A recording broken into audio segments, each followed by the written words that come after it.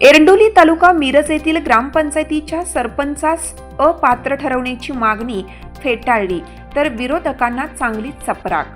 मिरज तालुक्यातील एरंडोली येथील सरपंच वासंती धेंडे यांच्या कारभाराविरोधात ग्रामपंचायतमधील 10 सदस्यांनी त्यांना अपात्र ठरवण्याच्या केलेल्या मागणीवर आयुक्तांनी कारवाई करण्याची आवश्यकता वाटत नसल्याचे निकालात स्पष्ट करीत अपात्र ठरवण्याची मागणी फेटाळली।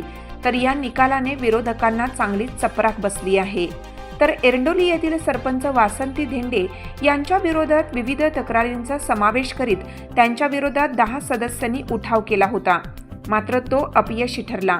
तर सरपंच वासंती धेंडे यांना पदावरून हटवण्यासाठी 10 सदस्यांनी बहुमत केलेल्या ठरावाला न जुमानणे यासह अनेक तक्रारी नमूद करून त्यांच्या कारभाराविरोधात अर्ज दाखल करीत ग्रामपंचायत अधिनियम 1958च्या कलम 39 नुसार त्यांना हटवण्याची मागणी केली होती। तर या प्रकरणी पंचायत समिती स्तरावर अधिकारी नेमून चौकशी करण्यात आली होती।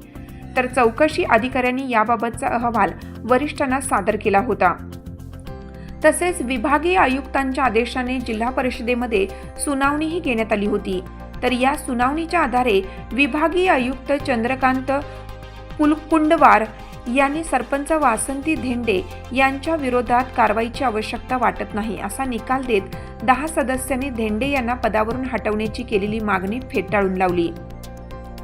तर ॲडव्होकेट इंद्रजित कांबळे यांनी भक्कम बाजू मांडल्याने आयुक्तांनी सरपंच वासंती धेंडे यांच्या बाजूने निकाल दिला।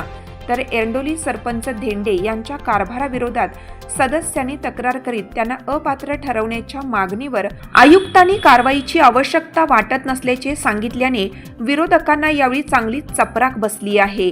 हिरकणी न्यूज करिता सहसंपादक दिलीप बनसोडे, लिंगनूर।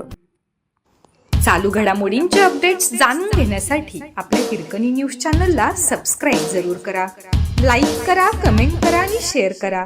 बेल आयकॉनवर प्रेस करा आणि नोटिफिकेशन्स मिळवा।